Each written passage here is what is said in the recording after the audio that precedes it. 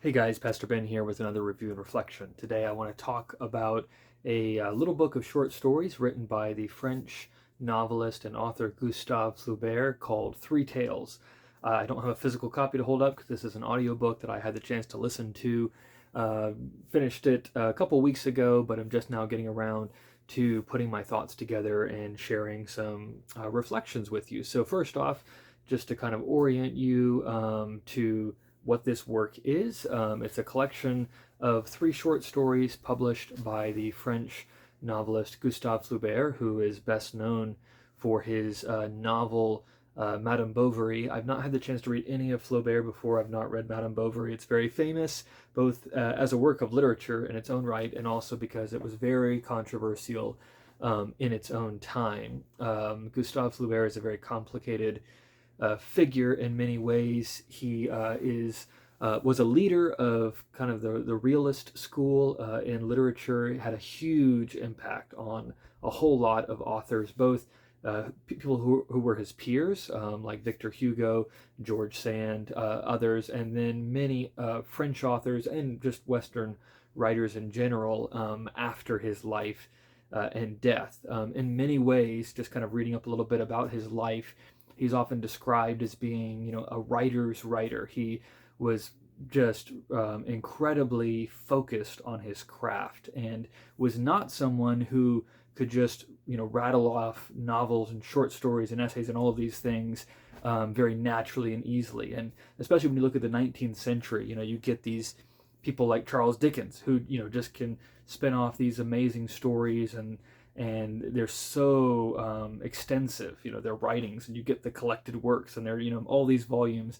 Gustave Flaubert was not that way. In a sense, he kind of reminds me, at a literary level, of like what Chopin was, or at least my impression of Chopin was as a composer. That he was incredibly gifted, but it was very hard work for him. It was very tough going. It was always a bit of a slog, and he had to really, put his shoulder to the wheel, as it were, to have the output that he did.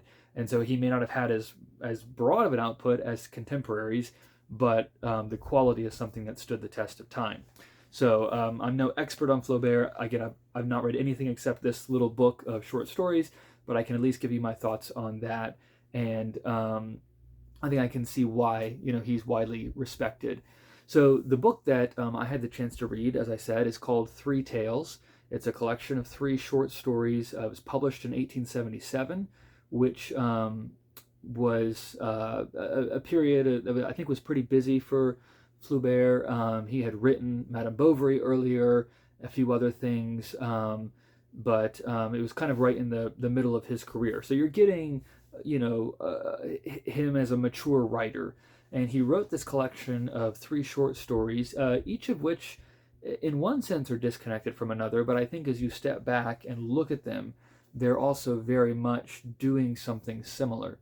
So the first story is called A Simple Heart, or I think it was also republished on its own as A Simple Soul, and it tells the story of this peasant woman in 19th century France, so this contemporary with Flaubert and his audience, named Félicité, and she goes through a very hard life. She's a servant for kind of a bitter old woman. She has, family members who die, children that she looks after that she loves who are sick and die. She has a nephew that she loves who goes off to sea and dies in the Caribbean. She only has one man who expresses interest in her, and he ends up leaving her for another woman. So it's a very hard life, but she's a very simple heart, a very simple woman, and always looking to serve others, always thinking about others, always loving others. She really becomes attached later in life to this pet parrot that she has, and that becomes, she ends up, as she's taking her young charge to church, she's sitting there and listening to the priest tell the stories from the Bible, and it talks about how that just captures her imagination, and then it ends with the story of her death. So it's the story of this woman's life. No one really knows her. She's not a big figure. There's no big accomplishments. And yet, her name means happiness. And she's a simple soul. She's the heroine of this story. We see her display bravery and courage in different ways. What we are getting, really, is the life of a saint, as Flaubert considers it. I'll come back to that in a moment. So that's the first story. The second story is called The Legend of St. Julian the Hospitaller. I'm not trying to say that. It's actually, the story is inspired by a stained glass window that was in the cathedral of Rouen, which was the city that Flaubert was from. The stained glass window has nothing to do with the story that he comes up with, but it was inspired by that. And basically, this story is set in the Middle Ages. It's very much kind of this fable. It has a lot of like echoes of um, like this Greek tragedy kind of thing. It's about this king and queen. They have a son, and both of them get these prophecies about their son. The king gets this prophecy from this beggar on the road that his son is going to be this, mighty warrior who kills and destroys everything in his path, kind of thing. And his mother gets this prophecy that he's going to be this great saint who will be very holy, and so she's hoping he'll become this great bishop or something. His father is hoping he'll become this great emperor. And then as the son grows up, he gets this prophecy that he is one day going to kill his father and his mother. And so what happens, without going through every twist and turn, is each of those prophecies ends up getting fulfilled in a different way. And it's very interesting. The story of this young man's life, it's cast in this religious context, but in many ways it's him rebelling from that context. It's him seeking out blood. It's him, first in the realm of hunting, he's slaughtering all these beasts, and then he becomes part of this kind of the leader of this, mercenary band, and ends up becoming a great ruler and emperor. But that power and success inadvertently, again, I'll let the story tell itself if you read it, but ends up being the occasion for him murdering his father and mother. And that is finally what pushes him to give himself to being a hermit who cares for the poor and needy and so forth. And so again, you have there explicitly the life of a saint, St. Julian. I'll try to pull these together in a minute. The third story then is just called Herodias, and it's Flaubert's retelling of the story of Salome and John the Baptist from the New Testament.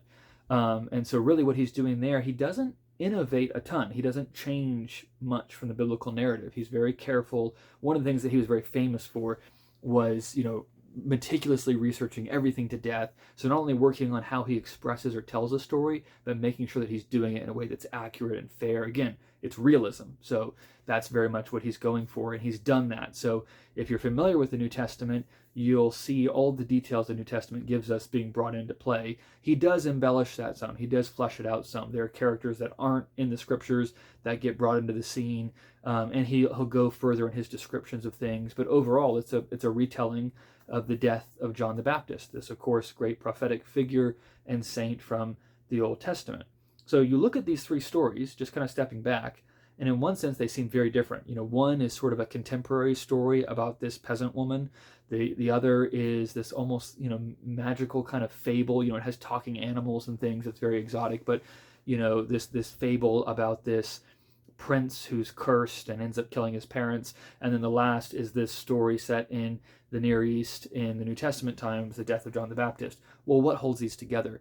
Well, as I was thinking about this and reading some different reviews and just thoughts that people had, someone pointed out, I think this is exactly right, that Flaubert this is kind of, Three Tales is kind of his take on the lives of the saints that were very popular in Roman Catholicism in general, and of course, being French, that's the context Flaubert was coming from. And so this is his kind of take on that, which is interesting, because if you know anything about Flaubert's biography and life, he's not a religious person, really, very much. He's not a moral person. He's not a fan of the Roman Catholic Church. And yet, he's kind of drawing on and inspired by and shaped by that context in undeniable ways. And that's coming out here in these stories.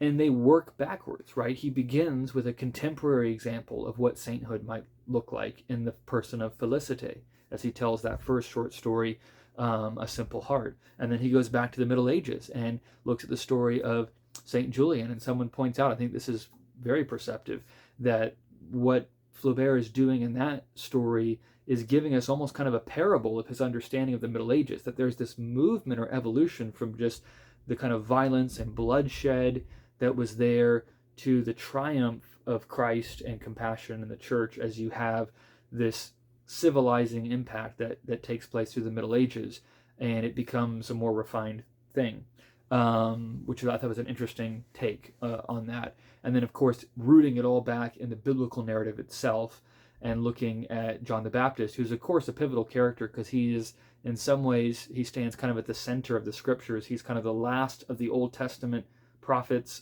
/ saints and one of the first of the New Testament saints. And so he's a good person to kind of root all of that in. And so I think there's something to that. I think Flaubert is giving his take on the lives of the saints that were very popular, but with his own very realist twist and spin.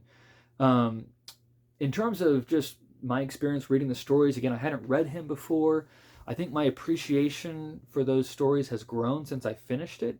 Some books you read, and they're just a delight from beginning to end. Other books, it's like, okay, I'm not quite sure what I think about this, but then it just kind of sticks in your mind. It grows in your soul over time. I think these stories have been a little bit more like that.